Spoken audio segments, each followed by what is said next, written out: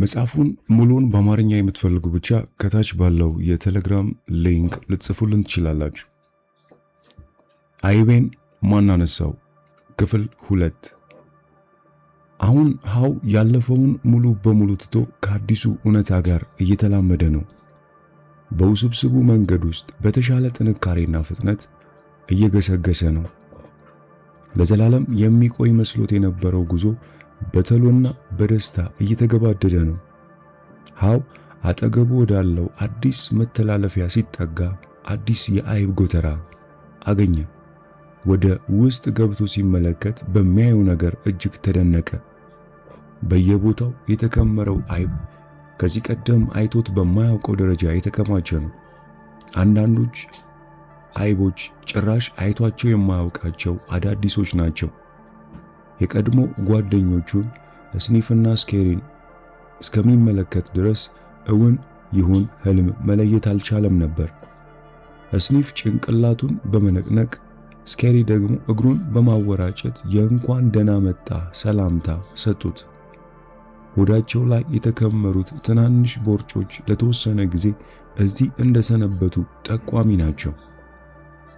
ሃው በፍጥነት ሰላም ብሏቸው ከሚወዳቸው የአይብ አይነቶች ገመጥ ማድረግ ጀመረ።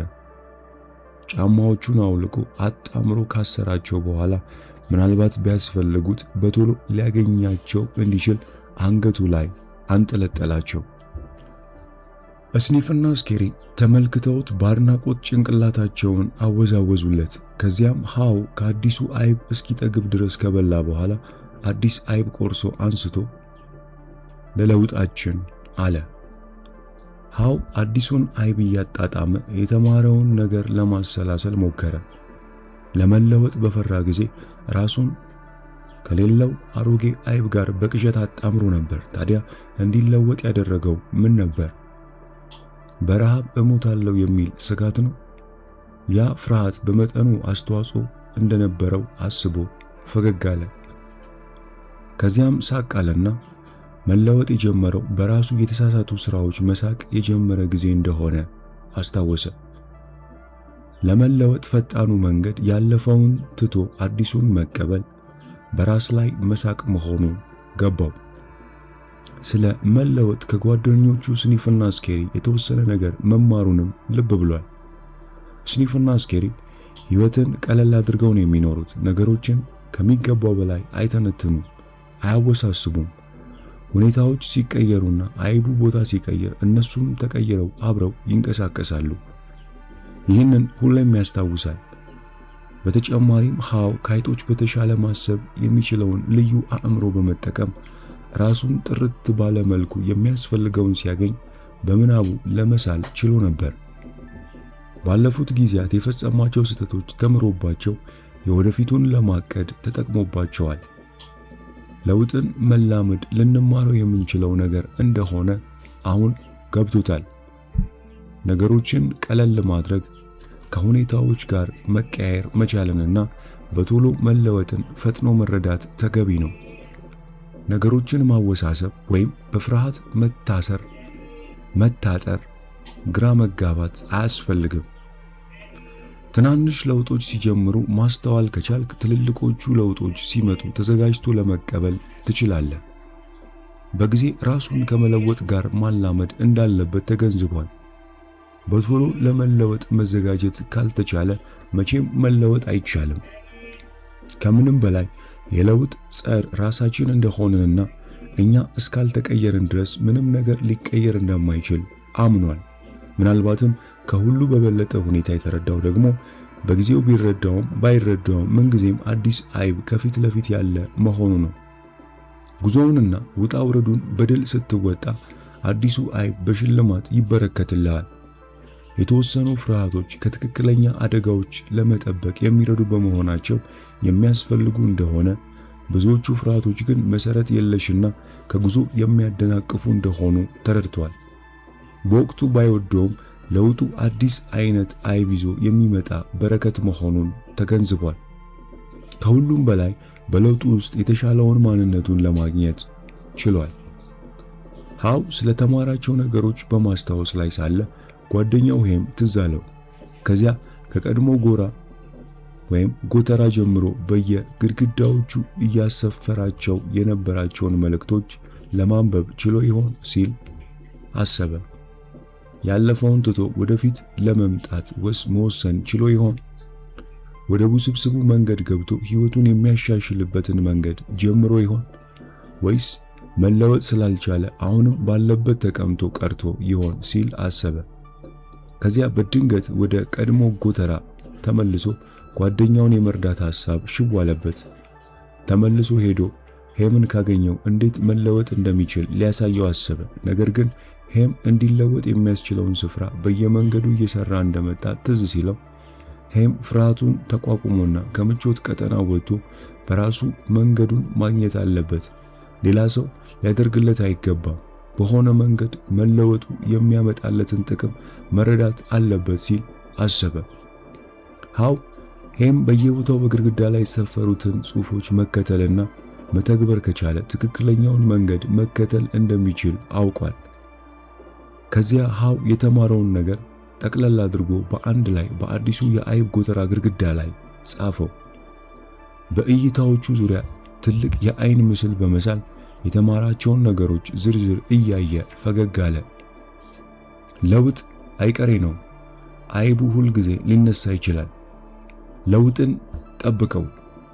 ስለዚህ ከአይቡ ጋር ለመንቀሳቀስ ተዘጋጅ። ለውጡን በንቀት ተከታተል። አይቡ ሲያረጅ ለማወቅ እንድትችል ሁሌም ከማሽተት አትቆጠብ። ከለውጡ ጋር ቶሎ ተላመድ። ያለፈውን ቶሎ መርሳት በቻልክ መጠን በአዲሱ በቶሎ መደሰት ትጀምራለህ። ተለወጥ፣ ከአይቡ ጋር ተንቀሳቀስ። ለውጡን ተደሰትበት፣ ሂደቱን ውደደው፣ አዲሱን አይብም አጣጥመው። ሁሌም ለመለወጥና ቶሎ ለመላመድ ተዘጋጅ፣ ተጠብቅ። አይቡን ሁሌም ማንቀሳቀሳቸው አይቀርምና። ከሄም ጋር በቀድሞ የአይብ ጎተራ ውስጥ ከነበረበት ጊዜ ጀምሮ ብዙ ርቀት እንደተጓዘ ቢያውቅም በጣም ከተመቸው ተመልሶ ወደ ነበረበት ሁኔታ ሊገባ እንደሚችል ተረድቷል። ስለዚህ በድንገተኛ ለውጥ ላለመደናቀጥ ሁልጊዜ በአዲሱ ጎተራ ውስጥ ምን ለውጥ እየተካሄደ እንደሆነ ለማየት በንቃት ይቃኛል። ምንም እንኳን አሁን ከበቂ በላይ አይብ ቢኖረውም በምቾት ቀጠናው ታጥሮ ከመቀመጥ አማራጮቹን አስቀድሞ ማወቅ ጠቃሚ መሆኑን ስለተማረ አልፎ አልፎ ወደ ውስብስብ መንገድ ወጣ እያለ አካባቢውን እየቃኘ ይመለሳል። ከዚያም በውስጡ በውስብስቡ መንገድ ውስጥ የእንቅስቃሴ ድምፅ ነው ብሎ ያሰበውን ሰማ። ጩኸቱ እየጨመረ ሲሄድ አንድ ሰው እየመጣ እንደሆነ ተገነዘበ። ሄም እየመጣ ሊሆን ይችላል። በመተላለፊያው በኩል እየዞረ ይሆን? አጭር ጸሎት ካደረሰ በኋላ ከዚህ በፊት ብዙ ጊዜ እንዳደረገው ምናልባት በስተመጨረሻ ጓደኛውን ምናልባት ከአይቡ ጋር ተንቀሳቅሶ በአይቡ መደሰት እና መለወጥ ችሎ እንዲሆን ሲል ተስፋ አደረገ። ታሪኩ እዚህ ጋር ተፈጸመ ወይስ አዲስ ጅማሬ ነው? ውይይቱ ያን ቀን ቆየት ብሎ ማይክል ታሪኩን ተናግሮ እንደጨረሰ ክፍሉን ዞር ብሎ ሲመለከት የቀድሞ የክፍል ጓደኞቹ በፈገግታ ሲመለከቱ ታየ። ብዙዎቹ ከታሪኩ በጣም ጠቃሚ ነገሮች እንዳገኙ በመናገር አመሰገኑት። ከዚያ ናታን በኋላ ላይ ተገናኝተን ብንወያይ ምን ይመስላችኋል በማለት ጠየቀ። ብዙዎቹ ሊያወሩት በነገሩ መስማማታቸውን ከእራት በፊት ተገናኝተው አንድ ሁለት እያሉ ለመወያየት ቀጠሮ ያዙ። ያን ቀን አመሻሽ ላይ በአንድ ሆቴል መመገቢያ አዳራሽ ውስጥ ተሰብስበው የየራሳቸው አይብ ስለማግኘትና ራሳቸውን በውስብስቡ መንገድ ውስጥ ስለማየት እርስ በርሳቸው ይቀላለዱ ጀመር። ከዛም አንጄላ በጥሩ ስሜት ውስጥ ሆና ታዲያ በታሪኩ ውስጥ ማን ነበራችሁ? ስኒፍ፣ ስኬሪ፣ ሄም ወይስ በማለት ለሁሉም ጥያቄዋን አቀረበች። ካርሎስ ቀበል አድርጎ ከሰዓት በኋላ ቁጭ ብዬ እያሰብኩ ነበር። የስፖርት ዕቃዎችን ወደ መሸጥ ንግድ ከመግባቴ በፊት በነበረው ጊዜ ለመለወጥ ችግር እንደነበረብኝ በግልጽ አስታውሳለሁ። እንደ ስኒፍ ሁኔታውን አሽትቼ ለውጡን ቀደም ብዬ ማየት የምችል አልነበርኩም። በእርግጠኝነት እንደ ስኬሪ ወዲያውኑ ወደ ተግባር የምገባም አልነበርኩም። በሚያውቀው ክልል ውስጥ መቆየት እንደሚመርጠው ሄም ነበርኩ። እውነቱን ለመናገር ለውጥን መጋፈጥ አይደለም ማየት እንኳን አልፈልግም ነበር በማለት ተናገረ። አሁንም እርሱና ካርሎስ በትምህርት ቤት ውስጥ ሳሉ እንደነበሩ የቅርብ ጓደኛሞች እንደሆኑ የሚሰማው ማይክል ስሟ ጓደኛዬ እዚህ ስለምንድን ነው የምናወራው ሲል ጠየቀ። ስራ ላይ ስለሚፈጠር ያልተጠበቀ ድንገተኛ ለውጥ መለሰ ካርሎስ። ምን ነው ከስራ ተባረህ ነበር እንዴ አለ ማይክ እየሳቀ። ቀጥሎም ካርሎስ አዲስ አይብ ለመፈለግ መውጣት አልፈልግም ነበር። የነበርኩበት ሁኔታ መለወጥ እንደሌለበት በቂ ምክንያት አለኝ ብዬ አስብ ስለነበር በወቅቱ በጣም ተበሳጭቼ ነበር በማለት ተናገረ። መጀመሪያ ላይ ጸጥ ብለው ከነበሩበት የቀድሞ የክፍል ጓደኞቻቸው መካከል አንዳንዶቹ አሁን የበለጠ ምቾት ተሰምቷቸው በዩቱብ መሳተፍ ጀመሩ።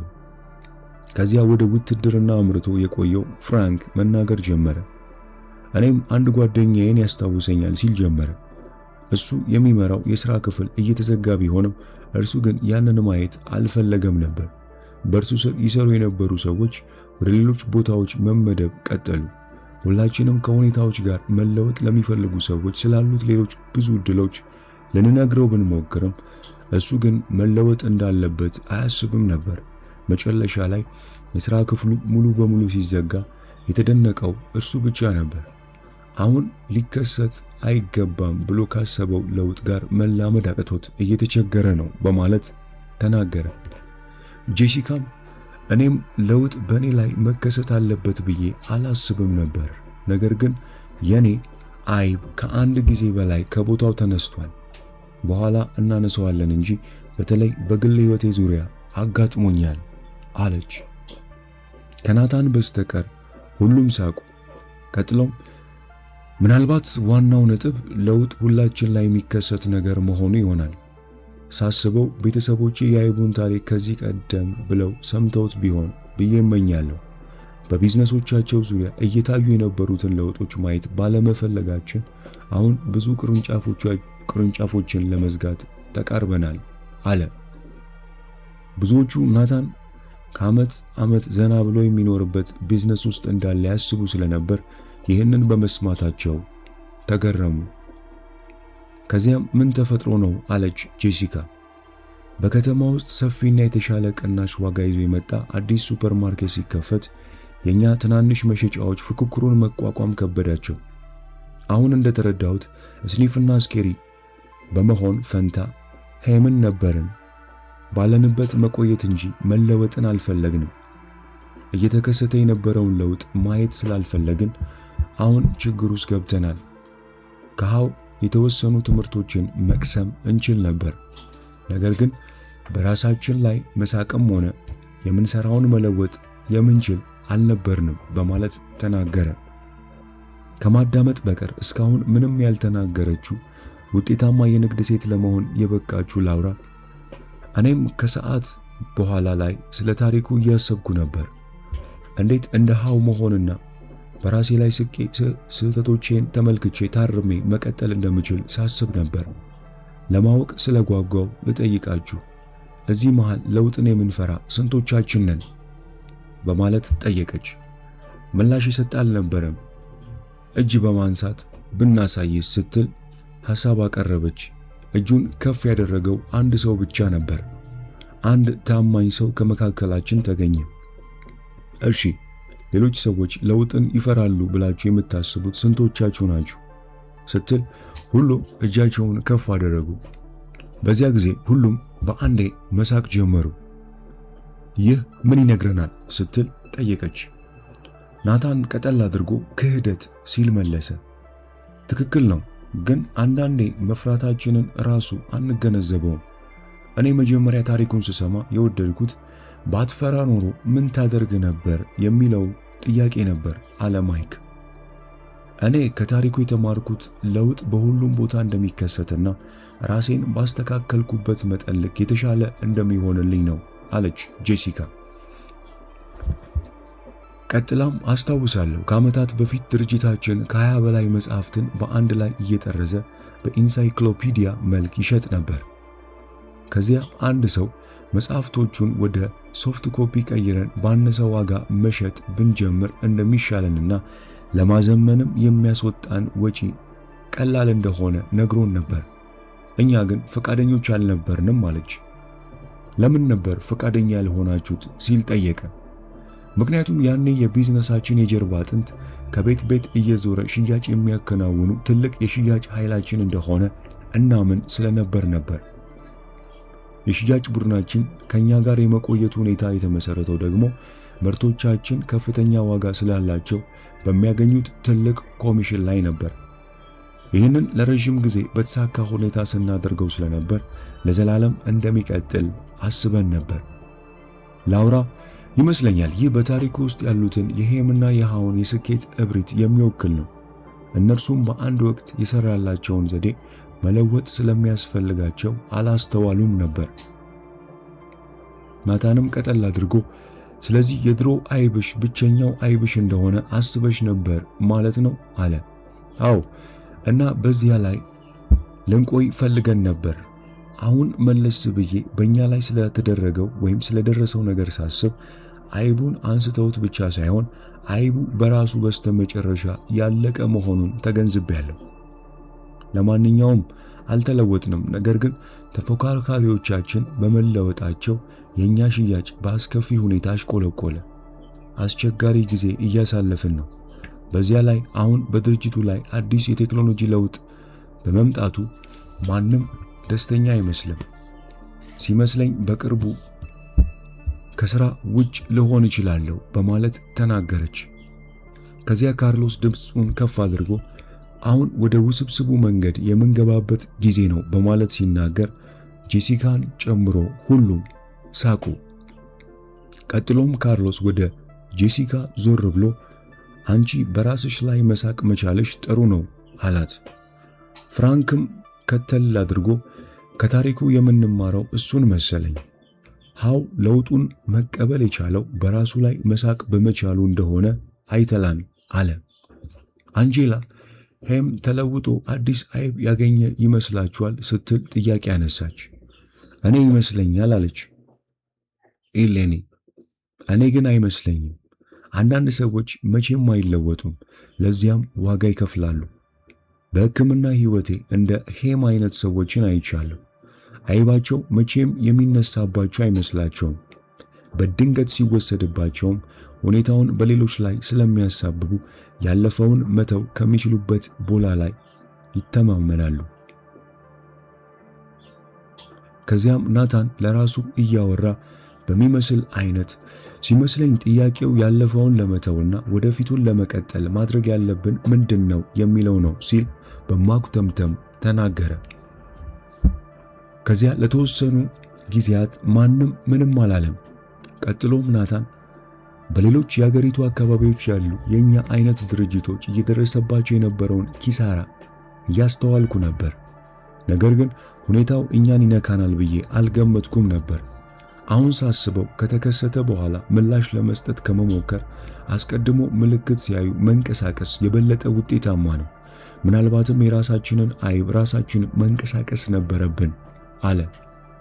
ምን ማለት ነው ሲል ፍራንክ ጠየቀ። ሱቆቻችን ያረፉባቸው በርካታ ቦታዎች ሁሉ ሸጠን አንድ ሰፊ ቦታ መግዛትና ሰፊ ዘመናዊ ሱፐርማርኬት መገንባት እንችል እንደነበር ነው የማስበው። ሃው ግድግዳው ላይ ሂደቱን አጣጥም አይቡን አንቀሳቅስ ብሎ ሲጽፍ ይህንን ማለቱ መሰለኝ አለች ላውራ። አንዳንድ ነገሮች ግን መለወጥ ያለባቸው አይመስለኝም። ለምሳሌ ዋናዎቹን መገለጫዎችን መለወጥ አልፈልግም፣ ነገር ግን አሁን እንደተረዳሁት ቶሎ ለመለወጥ በወሰንኩ መጠን ለውጡን በቀላሉ መቀበል እንደሚቻል ነው አለ ፍራንክ። ማይክ ምርጥ ታሪክ ነው የነገርከን፣ ግን ኩባንያችሁ ውስጥ የተጠቀምክበት እንዴት ነው አለ ሪቻርድ። ጓደኞቹ ገና ባያውቁትም ሪቻርድ ራሱ በለውጡ ሂደት ውስጥ ነበር። በቅርቡ ከባለቤቱ ጋር ተፋቶ ስራውን ታዳጊ ልጆቹን ከመንከባከብ ጋር አጣጥሞ ለመሄድ እየሞከረ ነው። ማይክል መለሰ። ታውቃላችሁ፣ ስራዬ ይመስለኛል የነበረው የወደፊቱ እየገመቱ ከመዘጋጀት ይልቅ በየቀኑ የሚፈጠሩ ችግሮችን እየጠበቁ መፍታት ነበር። እናም 24 ሰዓት ሙሉ የምፈታው ችግር አላጣም ነበር። አብረውኝ ለመሆን የሚያስደስት ሰው አልነበርኩም። በአይጦች ውድድር ውስጥ ነበር፣ እናም መውጣት አልቻልኩም። ስለዚህ አቅጣጫ ማሳየት ሲጠበቅብህ ችግር ፈቺ ሆነ ነበር ማለት ነው አለች ላውራ። በትክክል አይቤን ማናነሳው የሚለውን ታሪክ ስሰማ ስራዬ ሁላችንንም ልንከተለው የምንፈልገው በስራ ቦታም ሆነ በህይወት ውስጥ ባለ ለውጥና ስኬት ለመደሰት የአዲስ አይብ ምስል መሳል እንደሆነ ተገነዘብኩ አለ ማይክል። ታዲያ ያ እንዲሆን ስራ ቦታ ላይ ምን አደረክ? ጠየቀ ናታን። በድርጅታችን ውስጥ ያሉ ሰዎችን በታሪኩ ውስጥ እነማን እንደሆኑ ስጠይቃቸው ታሪኩ ውስጥ ካሉ 4 ገጸ ባህሪያት ያላቸው ሰዎች እንደነበሩ አየሁ። ከዚያ ስኒፎች፣ ስኬሪዎች፣ ሄሞች እና ሃዎች እያንዳንዳቸው በተለያየ መንገድ መታከም እንደሚያስፈልጋቸው ማየት ቻልኩ። ስኒፎችን በገበያ ቦታ ላይ ለውጦችን ማሽተት ይችላሉ። ስለዚህ ለውጦቹ ደንበኞች የሚፈልጓቸውን አዲስ ምርቶችና አገልግሎቶች እንዴት እንደሚያስገኙ እንዲለዩ በማበረታታት የድርጅቱ ራዕይ ለማሻሻል እንዲረዱ አደረግን። ስኒፎች ይህንን ወደዱትና ለውጥን የሚለያይና በጊዜ ውስጥ የሚስማማ ቦታ መስራት እንደሚያስደስታቸው ይነግሩን ጀመር። ስኬሪዎች ደግሞ ነገሮችን ማከናወን ይወዱ ስለነበር በአዲሱ የኮርፖሬት ራዕይ ላይ በመመስረት እርምጃ እንዲወስዱ አበረታታናቸው። የሚያስፈልጋቸው ወደ ተሳሳተ አቅጣጫ እንዳይሄዱ ክትትል ማድረግ ብቻ ነበር። አዲስ አይብ የሚያስገኝ ድርጊት ሲፈጽሙ ደግሞ ሽልማት ስለሚያስገኙ ለድርጊትና ለውጤቶች ዋጋ በሚሰጥ ኩባንያ ውስጥ በመስራታቸው ደስተኛ ሆኑ። ሄሞችና ሃዎች አለች አንጅላ። እንዳለመታደል ሆኖ ጉዟችንን የሚጎትቱት ሄሞች ነበሩ። ያም የሆነው ሄሞች ወይ በጣም ተመቻችተው የተቀመጡ አሊያም ለመለወጥ በጣም የሚፈሩ በመሆናቸው ነበር።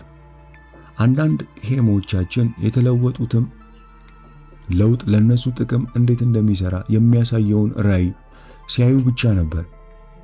ሄሞቻችን በአስተማማኝ ቦታ መስራት ስለሚፈልጉ ስለነገሩ ለውጥ ለነሱ ትርጉም ያለውና የደህንነት ስሜታቸው እንዲጨምር የሚያደርግ መሆን ነበረበት። ያለመለወጥ የሚፈጥረውን እውነተኛ አደጋ ሲገነዘቡ አንዳንዶቹ ተለውጠዋል፣ ጥሩ ነገርም ሰርተዋል ሲል ማይክል መለሰ። አልለወጥም ያሉት ሄሞች ምን አደረጋቸዋቸው? ፍራንክ ጠየቀ። ማይክል በመቀጠል እነርሱ ስራውን እንዲለቁ ማድረግ ነበረብን። ሁሉንም ሰራተኞች ይዘን መቀጠል ብንፈልግም ድርጅቱ በፍጥነት መለወጥ ካልቻለ አደጋ ስለሚፈጠርብን ውሳኔ አሳለፍን። ጥሩ ዜናው ሃዎቻችን መጀመሪያ ላይ ቢያቅማሙም አዲስ ነገር ለመማር በተለያየ መንገድ ለመስራትና ስኬታማ እንድንሆን በጊዜ ከሁኔታዎች ጋር ለመላመድ አእምሯቸው ክፍት ነበር። ለውጥን ይጠብቁና በንቃት ይፈልጉ ጀመር። የሰውን ተፈጥሮ ስለተረዱ በመናባቸው ለሁሉም ሰው ጥሩ ትርጉም ያለው የአዲስ አይብ እውነተኛ ምስል ለመሳል ረድተውናል። ለሰዎች በራስ መተማመንና ለመለወጥ መሳሪያ በሰጠ ድርጅት ውስጥ መስራት እንደሚፈልጉ ነገሩን። በተጨማሪም አዲሱን አይብ በምንፈልግበት ወቅት ዘና እንድንል ረድተውናል በማለት አብራራ። ይህንን ሁሉ ከዚች አጭር ታሪክ ነው የወሰድከው ሲል ጠየቀ ሪቻርድ። ልዩነቱ የፈጠረው ታሪኩ ሳይሆን ከታሪኩ የምንፈልገውን ወስደን የተጠቀምንበት መንገድ ነው ሲል መለሰ። ቀጥሎም አንጄላ እኔ በትንሹ ሄም ነው የምመስለው፣ ስለዚህ ለኔ በጣም ያስፈልገኛል ብዬ ያሰብኩት የታሪኩ ክፍል ሃው በራሱ ላይ ስቆ አዲሱን አይብ ሲያጣጥም በምናቡ ሲስል የነበረበት ክፍል ነው። ይህም ወደ ውስብስቡ መንገድ መግባትን ብዙም አስፈሪ እንዳይሆንና የበለጠ አስደሳች እንዲሆን አድርጎታል። በመጨረሻም የተሻለ ስምምነት አግኝቻለሁ። ስለዚህ እኔ ብዙ ጊዜ ማድረግ የምፈልገው ይህንኑ ነው። ፍራንክ ፈገግ ብሎ ስለዚህ አንዳንዴ ሄሞችም የለውጥን ጥቅም ይረዳሉ ሲል ካርሎስ እየሳቀ ስራቸውን ለማስቀጠል ወይም ጥሩ የደሞዝ ጭማሪ ለማግኘት ነዋ ሲል አከለበት። በውይይት መሃል ሲስቅ የቆየው ሪቻርድ ስራ አስኪያጃችን ኩባንያችን መለወጥ እንዳለበት እየነገረችኝ ነበር። እሷ ልትነግረኝ እየሞከረች የነበረው የግድ ለውጥ የሚያስፈልግ መሆኑን ሲሆን እኔ ግን ለውጡን አልፈለግኩትም ወይም ለመስማማት አልፈለግኩም። ሲመስለኝ አዲሱ አይብ ምን እንደነበር አልተረዳሁትም ወይም እንዴት ተጠቃሚ እንደሚያደርገኝ አልገባኝም ነበር። ስስ ፈገግታ በፊቱ ላይ እየታየ ቀጠለ። አዲሱን አይብ በምናብ የማየት ስንደሰትበት በምናብ መሳል የሚለው ሐሳብ ሁሉንም ነገር ብርሃን የሚያላብስ በመሆኑ እንደወደድኩት አልክድም። ለውጡ ነገሮችን እንዴት የተሻለ እንደሚያደርጋቸው ስንረዳ ለውጡን ለማካሄድ ይበልጥ ፍላጎት ያድርብናል። ምናልባት ይህንን ነገር በግል ሕይወቴ ውስጥ ልጠቀምበት ነበር። ልጆቼ የሚያምኑት በሕይወታቸው ውስጥ ምንም ነገር መለወጥ እንደሌለበት ነው። ሲመስለኝ እንደኔ ነው ወይም እንደ ሄም ነው እያደረጉ ያሉት። ብስጩ ናቸው። የወደፊቱ ጊዜ ይዞት የሚያመጣውን ነገር የሚፈሩ ይመስለኛል። ለዚህ ደግሞ ምናልባት ትክክለኛው አዲስ አይብ ምስል በግልጽ በመናባቸው አዲሱን ማድረግ የቻልኩ አይመስለኝም። ብዙዎቹ ስለ ራሳቸው ሕይወት ማሰላሰል ስለጀመሩ ለተወሰነ ጊዜ ሁሉም ጸጥ ብለው ቆዩ። ቀጥሎም ብዙዎቹ ስታወሩ የነበረው ስለ ስራ ነው። እኔ ግን ታሪኩን ከሰማው ጀምሮ እያሰብኩ ያለሁት ስለ ግል ሕይወቴ ነበር። እንደሚመስለኝ አሁን ያለሁበት የፍቅር ግንኙነት ሻጋታ የወጣበት አሮጌ አይብ ሆኗል አለች ጄሲካ። ኮሪ በመስማማት ሳቅ ብሎ እኔም ምናልባት መጥፎውን ግንኙነት በቃ ማለት መቻል አለብኝ አለ። ከዚያ አንጄላ አሮጌ አይብ ያልነው አሮጌ ባህሪ ሊሆን ይችላል። የመጥፎ ግንኙነት መንስኤ የሆነውን አሮጌውን ባህሪያችንን ትተን ወደ ተሻለ አስተሳሰብና ተግባር መግባት ይኖርብን ይሆናል በማለት ተናገረች። ኮሪ ቀጠል አድርጎ ጥሩ ሐሳብ ነው። አዲሱ አይብ ደግሞ ከአንድ አይነት ሰው ጋር ግን የታደሰ ግንኙነት ሊሆን ይችላል አለ። ሪቻርድ ደግሞ ይህ ነገር ካሰብኩት በኋላ ጠቀሜታ እንደሚኖረው ማሰብ ጀምሬያለሁ። ግንኙነቱን ከማፍረስ አሮጌውን ባህሪ ማፍረስ የሚለውን ሐሳብ ወድጄዋለሁ። ምክንያቱም በመደጋገም አንድ አይነት ባህሪ ማሳየት አዲስ ውጤት አያስገኝልንም። ስራን በተመለከተ ምናልባት ስራን በመቀየር ፋንታ ስራዬን የምሰራበት መንገድ መቀየር ይኖርብኛል። ቀደም ሲል ይህንን ባደርግ ኖሮ ምናልባት አሁን የተሻለ ደረጃ ላይ እገኝ ነበር በማለት በቁጭት ተናገረ። ቀጥላ የተናገረችው ቤኪ ነበረች። ታሪኩን ስሰማና የብዙዎችን አስተያየት ሳዳምጥ በራሴ ላይ እየሳኩ ነበር። ለረጅም ጊዜ ሄምን ሆኜ ነው የቆየሁት። ለረጅም ጊዜ ለውጥን በመፍራት ሳጉረመርምና ስራገም ነበር። ሌሎች በርካታ ሰዎች ተመሳሳይ ነገር ስለሚያደርጉ አልተረዳውም። ይህንን ነገር ሳስበው ወደ ልጆቼ ሳላስተላልፈባቸው አልቀረውም። አሁን ሳስበው ለውጥ በጊዜው ጥሩ ባይመስልም የእውነትም ወደ ተሻለ ሁኔታ ሊወስደን የሚችል ነው። ልጄ የ10ኛ ክፍል ተማሪ እያለ የተከሰተው አንድ ጉዳይ አስታውሳለሁ። የባለቤቴ ስራ ከኢሊኒዮስ ወደ ቬርሞንት መዛወራችን የግድ አደረገብን። ይህን ጊዜ ልጄ ከጓደኞቹ ሊለይ በመሆኑ ደስተኛ አልነበረም። በዚያ ላይ እሱ ጥሩ ዋናተኛ ሲሆን ቬርሞንት ያለው ትምህርት ቤት ደግሞ የዋና ቡድን አልነበረውም። ስለዚህ ወደ አዲሱ ስፍራ እንድንዛወር በመሆናችን በእኛ ላይ ተበሳጨብን። መሄዳችን ግድ ሆኖ ወደዚያ ካቀናን በኋላ ግን በሚገርም ሁኔታ ከቬርሞንት ተራሮች ጋር በፍቅር ወደቀ። አሁን የበረዶ ሸርተቴ ጨዋታ ጀምሮ ከኮሌጅ ጓደኞቹ ጋር ደስተኛ ሆኖ በኮሎራዶ ጥሩ ጊዜ እያሳለፈ ነው። ሁላችንም ይህንን የአይብ ታሪክ ቤተሰብ በተሰበሰበበት ብናወራው ቤተሰቦቻችን ከብዙ ጭንቀት መገላገል እንችል ነበር። ጄሲካ ደግሞ እኔ ቤቴ ስሄድ ለቤተሰቦቼ ይህንን ታሪክ አካፍላቸዋለሁ። ልጆቼንም በታሪክ ውስጥ ስኒፍ፣ ስኬሪ፣ ሄም ወይስ ሃው እንደሆኑ ራሳቸውን እንዲጠይቁ አደርጋለሁ። የቤተሰባችን አሮጌ አይብ ምን እንደሆነና አዲሱ አይብ ምን ሊሆን እንደሚችል እናወራለን በማለት ተናገረች። በጣም ጥሩ ሐሳብ ነው አለ ሪቻርድ። ቀጣዩ አስተያየት የመጣው ከፍራንክ ነበር። ካሁን በኋላ ይበልጥ ሃውን የምሆንና ከአይቡ ጋር የምንቀሳቀስ ይመስለኛል። ይህም ታሪክ ከውትድርና ከወጣን በኋላ ምን እንሆናለን ብለው ለሚጨነቁ ለጓደኞቼ አካፍላችኋለሁ። ወደ አሪፍ ውይይት የሚመራን ይመስለኛል አለ። ማይክም በዚያ መንገድ ነበር ቢዝነሳችንን ያሻሻልነው።